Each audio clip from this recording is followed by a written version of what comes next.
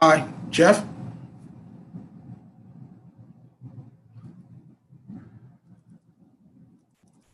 Hi, Jeff. Are you there?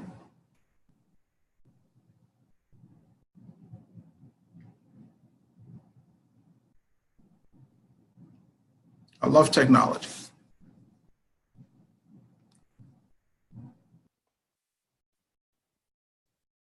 Jeff, can you see me? I can see you. Jeff, can you hear me? Can you hear me? All right. I'm going. There you go. Jeff, how you doing? Good. How are you, Derek? I'm doing well. I'm doing well. Hey, thank you so much for being here on the Mr. Eldercare 101 Expert video series. I appreciate it.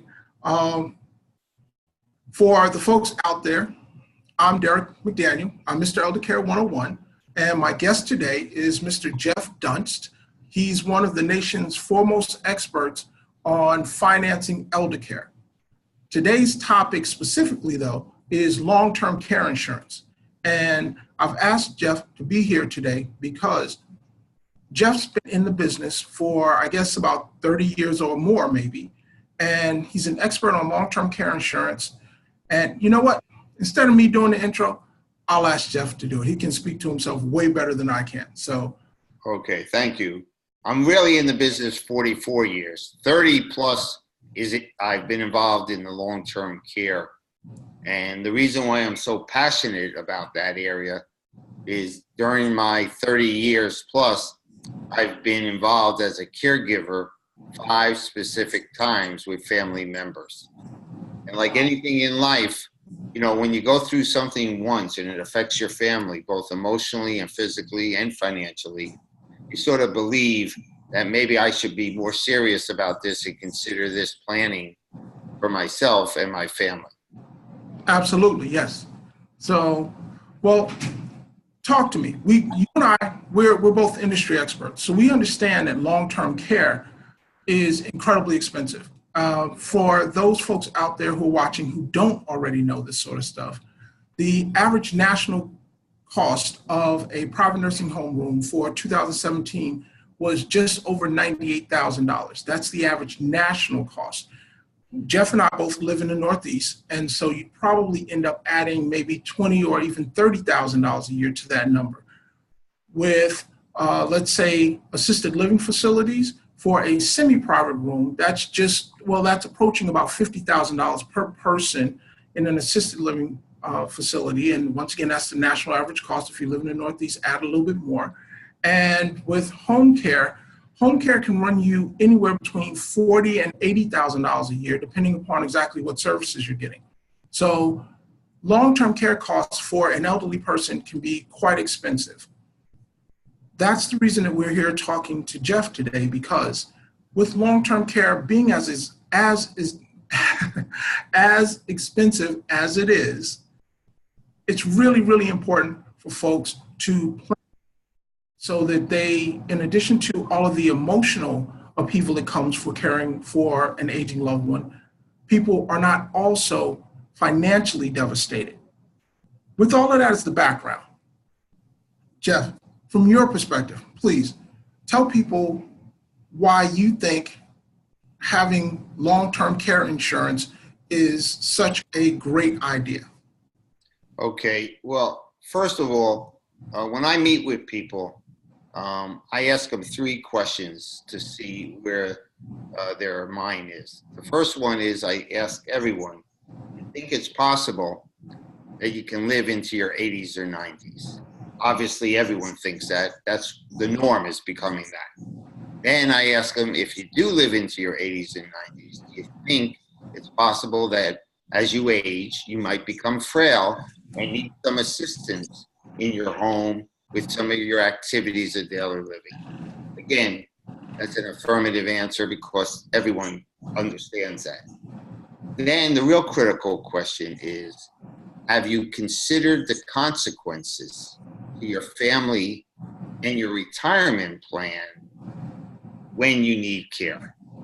Because you can obviously purchase insurance to help minimize those costs and minimize the emotional and physical drain that your spouse or your kids are as caregivers.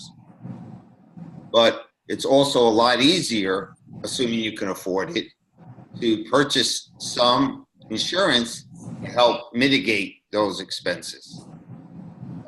A real case example, one of the 5 people that I've been a caregiver for was my dad, who was in an assisted living, not an assisted living, in an Alzheimer's division of an assisted living for about 2.5 years.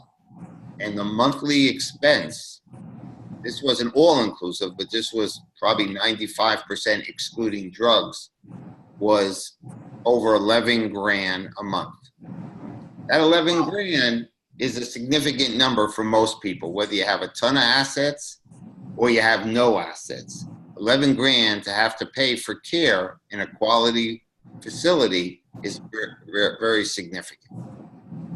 So thank goodness for my dad. In the years that I've been in this business and doing planning, okay, I was able to get for him 9,500 of the 11 grand from long-term care carrier.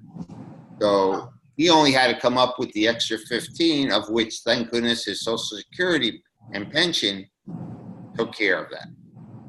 Well, that's excellent. That's excellent. And I mean, that's the type of information that people really need, because people need to understand, number one, just how expensive long-term care can be. Number two, how to utilize long-term care insurance. And before we get too deep into it, please help people understand exactly how long-term care insurance is, I guess, purchased. Like, what are the criteria? For example, long-term care insurance it is evaluated on a medical basis. Like, people have to go through the physical exams and the blood work and so on and so forth. So, but you can explain that a little bit better than I can. How, please? Okay. So when somebody applies for insurance, depending upon their age, there is either a over-the-phone examination where the assessor will ask you a bunch of questions about your health, and they might ask you words, because one of the ways in which you qualify for long-term care, qualify meaning the policy pays, is you have a cognitive impairment. So one of the tests that a lot of times they do in the underwriting process is they will give you 10 words, ask you to put them in a sentence, and then 20 minutes later, ask you to, how many can you remember?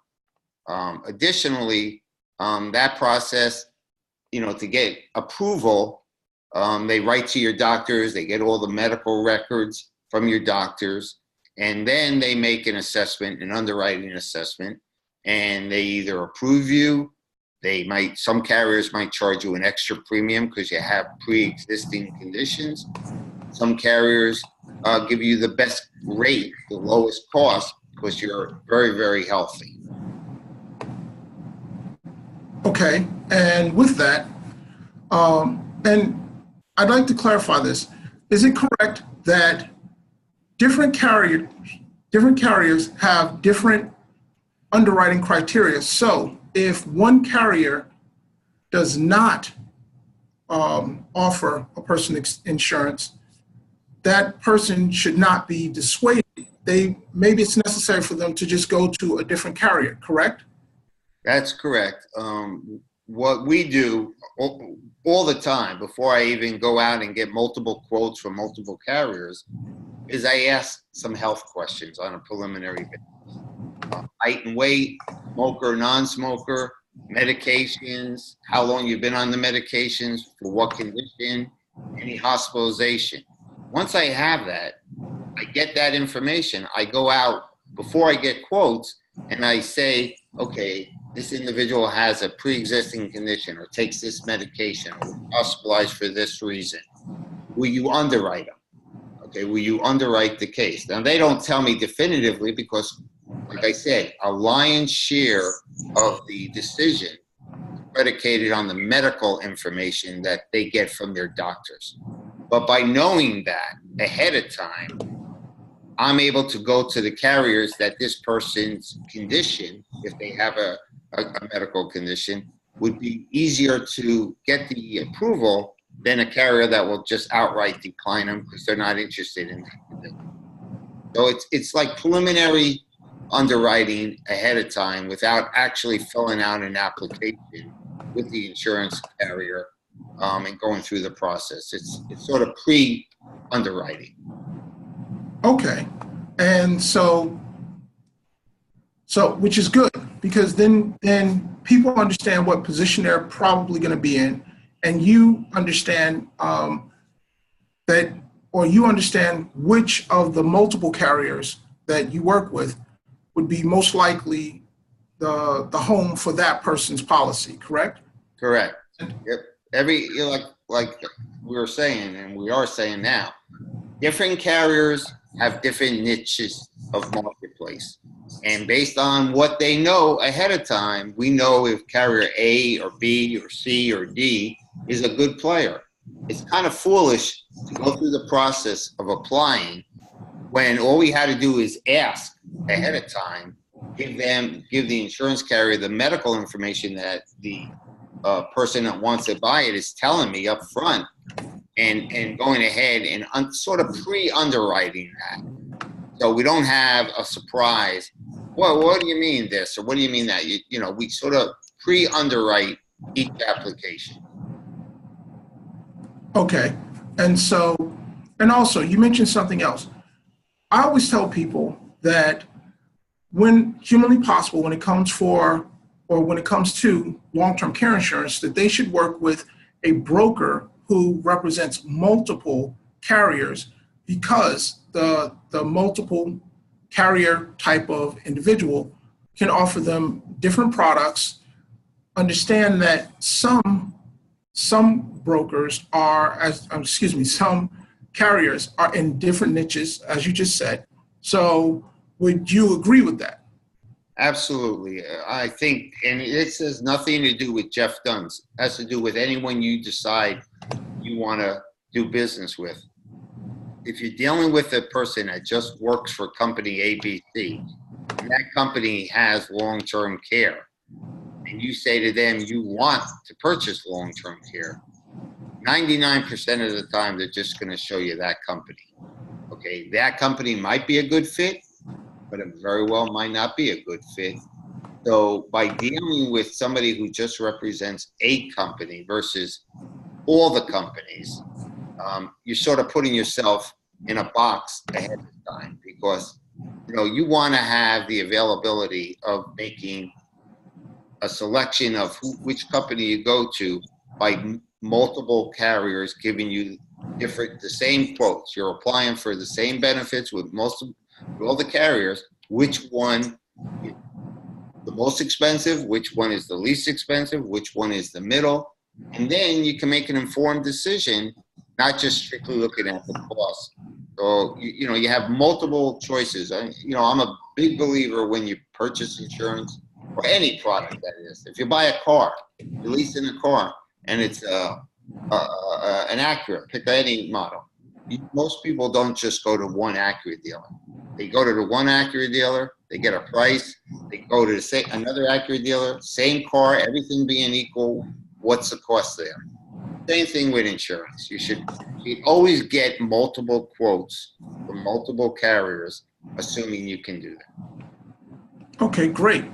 And now that we talked about that, help me understand how is long-term care insurance purchased? For example, I know that there is a period of time that's equivalent to when you purchase auto insurance and you have a deductible. So if you have a $500 deductible on your auto insurance, well, that first $500 is borne by the insured person.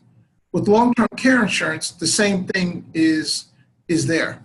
Can you expound on that for me a little bit, please? Yeah, that's what you're alluding to, is what they call the elimination period.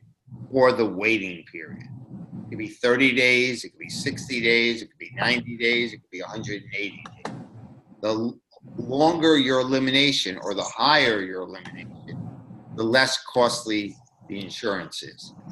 If you're going with a 90-day elimination, there are some carriers that if you get care first in your home, because all of these insurances, they're cover you in your home, in adult daycare, in a assisted living, and a nursing facility.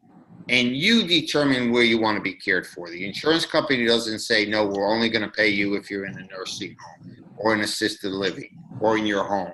You can determine that. Some carriers, though, if the first place you need care is in your home, they waive that elimination period or that deductible, and it becomes a 0 day. There is no deductible. So when you're looking at carriers, you want to see if the carrier you're getting quotes from has that feature. Okay, excellent. And for the, now aside from the elimination period, what are the other considerations that people should think of when they're buying long-term care insurance? For example. All right.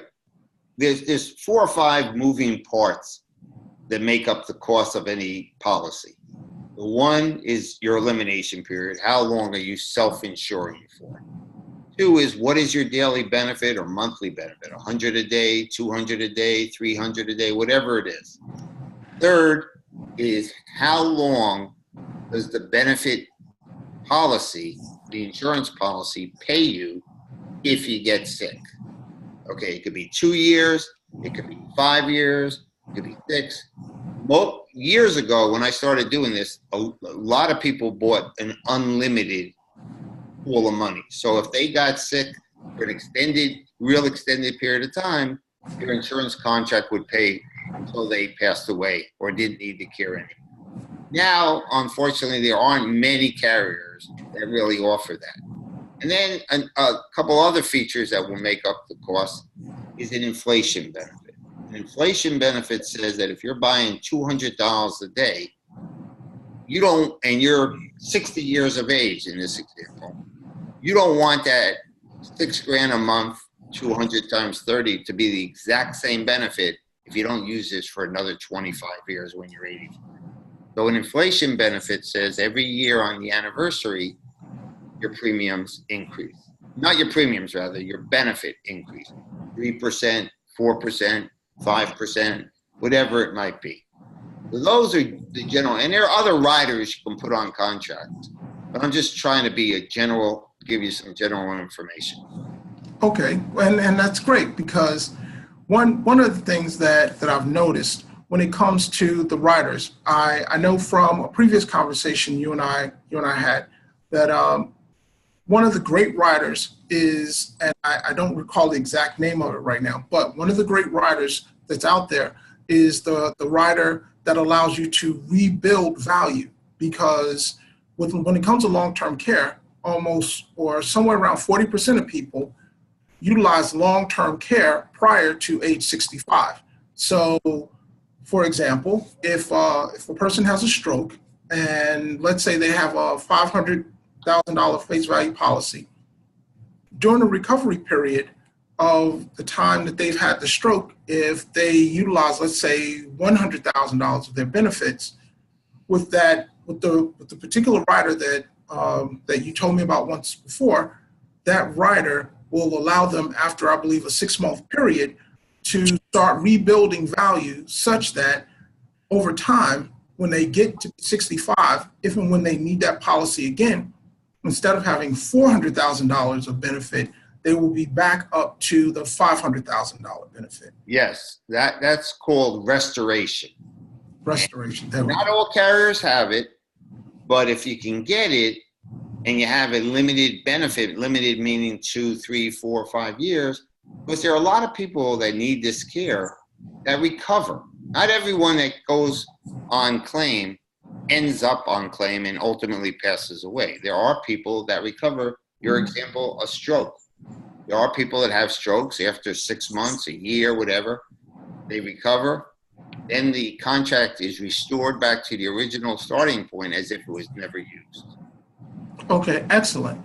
And so, well, just to round this out, because you've given people some great information, a couple of, well, three final questions, I guess. Question number one, is there anything about long-term care insurance that people should know today that we didn't cover? Well, the two comments that I hear over and over and over again from people that are purchasing standalone long-term care. Standalone is just a long-term care policy and, pays a benefit after the elimination and so forth. But the two comments or concerns that John Q. Public tells me when I'm talking to him is, what if I never use this? I buy this when I'm 60, I pay it till I'm 85, I pass away in my sleep, I never had a claim. Their mentality is they wasted their money. Okay. The second option is that with standalone long-term care policies, it's not as significant today as it was 30 years ago because they didn't know how to price these products 30 years ago. But the other concern that people voice to me is, are the premiums guaranteed not to increase over time? Premiums are not guaranteed not to increase. They could increase, but they can't just arbitrarily say, hey, Eric, we want to increase the premium. They have to, every state that they want a rate increase, they have to submit the reasons, back it up financially why they deserve that increase, and so forth. One of the products that has become more and more popular is either an annuity product that has a long-term care bucket or a life insurance policy that has a long-term care bucket. The advantages of that, and there's advantages and disadvantages of both, and that's why I always show that when I'm talking to somebody. But the advantages of that is that obviously if it's life insurance, everyone passes away. So if they never use the long-term care portion, their family would get whatever the face amount of that life insurance policy. If they do need long-term care, and let's just talk about $1 million life insurance policy, and it paid $500,000 of long-term care benefits, and then they passed away, the family gets $500,000. So that has become more and more popular. The John Q. Public, there's more and more articles written about it, and so forth. Okay, great. See, because you hit upon exactly the question I was going to ask you about. I was going to ask you about the hybrid sort of policies because they have become more popular. So since you've already talked about that one, then I guess I'll go with right now. If you're talking to someone and folks, because people ask all the time, when should they think about buying long-term care policies? When would you suggest is a good time for people to buy long-term care policies where they get the balance of you're paying money over a period of time, but then you don't want to spend or you don't want to pay premiums for, and these are exaggerated numbers and they're somewhat arbitrary, but you don't want to pay premiums for 50 years and then only be available to be on claim for a year and a half. That wouldn't make much sense. So how do you balance it out? And when do you think is a good time for people to purchase long-term care insurance? Well, the biggest bump in the road when you're purchasing long-term care insurance, and I don't care what age it is your health. Okay, because this is medically underwritten, you could have an unlimited amount of money you want to spend. You want the best policy, the Mercedes policy with every bell and whistle. If you're not insurable, the insurance company doesn't care how much you're willing to give them. They will not give you a policy. So I'm a big believer of purchasing the insurance as young as you can. For a couple of reasons. One, the premiums will be less if you do it at 40 than if you do it at 65. Two, usually a 40-year-old is healthier than a 65-year-old. Okay, that's been my experience. Maybe it's not everyone's, but it's been the older we get, the more more illnesses, the more sicknesses, the more conditions we develop. Thirdly, there are policies that you can pay and be done with it in 10 years. Okay, so if you have the ability to pay the premiums at 40, which are less than the premiums at 60, and be done with it, have a guaranteed paid up policy at age 50, assuming you bought it at 40, you have an increasing benefit because your inflation benefit keeps escalating every year, and there's no out of pocket for you. So that, I'm a big believer. I had my daughter purchase one of these policies for herself when she was 34. Okay. And people will look at me and say, why would a 34? I did it because the contract that she purchased was probably the best contract you could buy. And it was going off the books. They weren't going to write it anymore. And she got a very inexpensive rate for a very good contract. Wow, that's amazing. Hey, I think once we get done with this, you and I might have to talk about that policy also. Well, here, just to conclude, how can people who see this video, how can they reach you? How can they contact you? My phone number, my office number is 973-669-8548.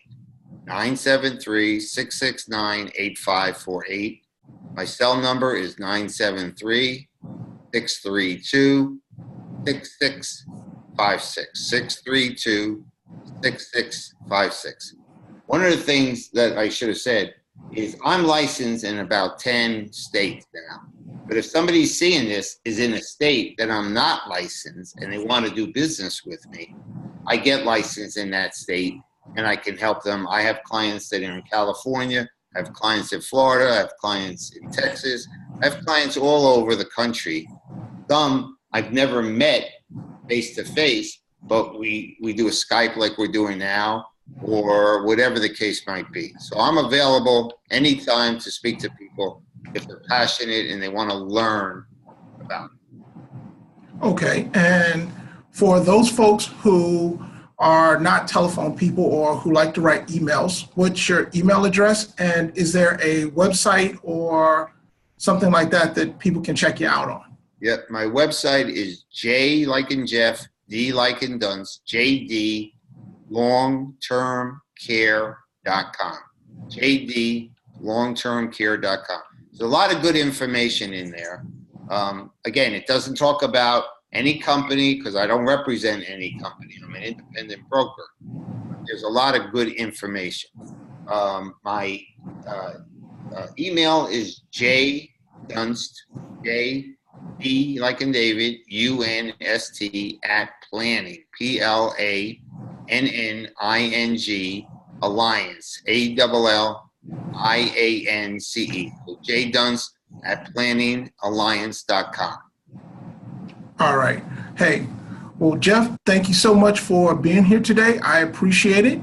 And you and I are going to definitely have to talk once we get offline about some of those products because a couple of those are even new to me. So thank you very much.